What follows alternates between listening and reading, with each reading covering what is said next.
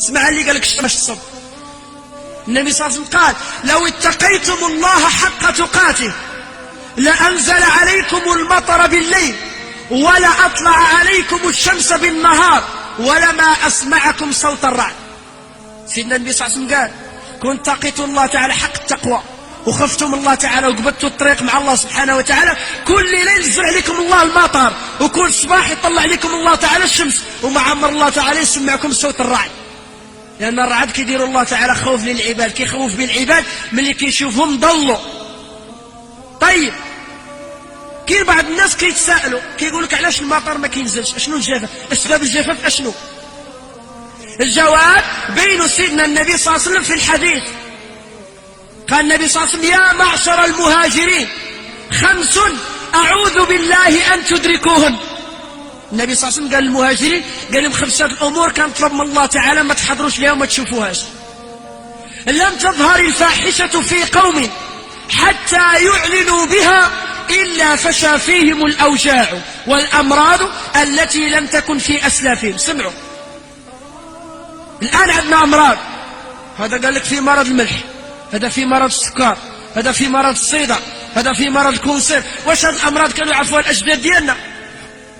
هالأمراض ما كانش، هاد السميات ما كانوش. شنو السبب ديالها؟ هاد الأمراض السبب ديالها كثرة الفاحشة. سيدنا النبي صلى الله عليه وسلم كيقول لا ما تظهرش الفاحشة، يعني الزنا شي قوم تتولي بالعلالي، يولي الراجل يشد المرأة ويفسد معها والأمور عادية والناس كتشوف وما تغيرش المنكر وساكتة، إلا الله تعالى كيسلط علينا العذاب الأمراض. قوة الأمراض سببها قوة الفساد.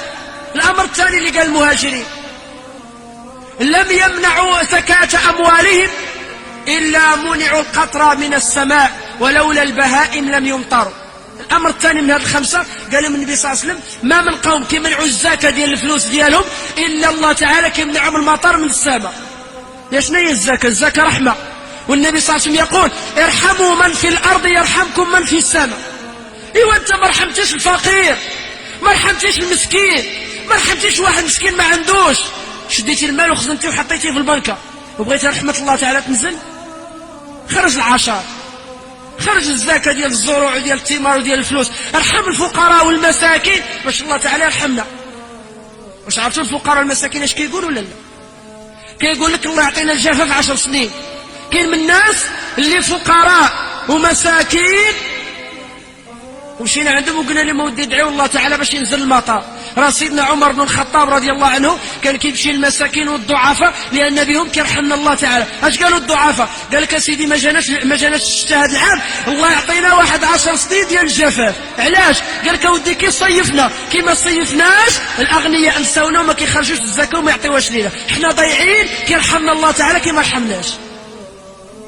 ولهذا لو بغينا الله يرحمنا خاصنا نرحموا الفقراء والمساكين، نخرجوا حق الله تعالى. احنا قصاحين الله تعالى قصاح معنا، ضربنا الحسابات مع الله تعالى، ما بغيناش نعطيو حق الله تعالى. الله تعالى ما بغاش يعطينا الحق ديالنا الرحمة.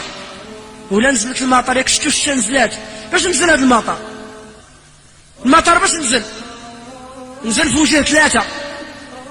سيدنا النبي صلى الله عليه وسلم قال لولا شيوخ الركع ولولا بهائم رتع ولولا صبيان ربع لعم البلاء. سيدنا وسيدكم رسول الله صلى الله عليه وسلم كيقول لنا كون ماشي 3 الله تعالى ما عمره نزل علينا المطر من السماء. المطر كينزلوا الله تعالى في وجه 3، في وجه دوك الناس الشياب الكبار اللي في الجامع راكعين وساجدين وكيطلبوا الله تعالى وكيستغفروا. لان مادام في هذه الامه اللي كيستغفر الله تعالى رحنا باقين بخير وعلى خير، لان الله تعالى اعطانا في القران 2 ديال الامان. اش قال لنا الله تعالى؟ وما كان الله ليعذبهم وانت فيهم، يعني يا محمد ما دمتي عايش فيهم ما عمر الله تعالى يعذبهم.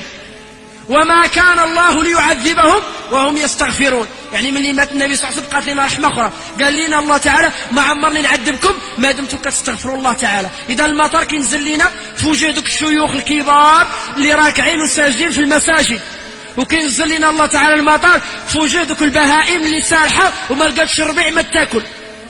حتى قال لنا النبي صلى الله عليه وسلم ان البهيمه ملي ما كينزلش المطر كتبكي، كتخرج دموع وكتقول يا ربي انا كنشكي لك ظلم العباد اللي بسببهم منعتيني المطر اللي غادي يحيي لي الربيع ما ناكل. والفئه الثالثه اللي كيرحمنا بها الله سبحانه وتعالى هي دوك الصبيان الرضع، دوك الدراري الصغار مساكن اللي كيرضعوك ياخذوا هذاك الحليب وهما باقين صبيان بدون ذنوب. لولا هؤلاء الثلاث لعذبنا الله سبحانه وتعالى. طيب المطر كيترفع ذنوب معاصي، وباش كينزل بتوبة. كنديروا صلاة الاستسقاء، كنطلبوا من الله سبحانه وتعالى أن يرحمنا. ولهذا نبي الله موسى عليه الصلاة والسلام جاءهم عام الجفاف وخرج وصلى بالقوم ديالو صلاة الاستسقاء. طيب صلى بهم وهو نبي والشتاء ما نزلاتش، وموسى عليه الصلاة والسلام كان هو كليم الله. اش قال له؟ قال له يا ربي صلينا صلاة استسقاء وانت قلت لنا يا ربي ادعوني استجب لكم، ودعيناك يا ربي وما استجبتش لنا. علاش؟ اش قال لي الله تعالى؟ قال لي فيكم واحد العبد عاصي، واحد العبد ما بغاش يتوب ليا، بسببه منعتكم المطر. فرجع موسى الى الاسباط 12 قبيلة وقال لهم الله تعالى كيخبرني بان واحد الرجل فيكم عاصي يخرج علينا. هذا الرجل خاصه يخرج من القبيلة ديالنا إذا بغينا الله تعالى يرحمنا بالمطر. من هنا الفجر إذا ما خرج راه الله تعالى غادي يخبرني عليه وغادي نفتحه أمام الناس. طيب بقاو الناس حاضرين شكون هذا الإنسان اللي غادي يخرج. جا الفجر حتى واحد ما خرج، نزل المطر رحمهم الله تعالى. رجع موسى عند ربه سبحانه وتعالى قال لي يا ربي قلت لنا واحد فيكم عاصي، وقلت لهم ذاك العاصي يخرج باش ينزل المطر وما خرج حد والمطر نزل، كيفاش يا ربي؟ قال لي الله تعالى هذاك العبد من يسمع منك ذاك الكلام بات الليل كله هو كيبكي على الله تعالى، تاب الى الله، تاب بينه وبين الله تعالى، والله تعالى قبل التوبه ديالو ورحمكم الله تعالى في تلك الليله.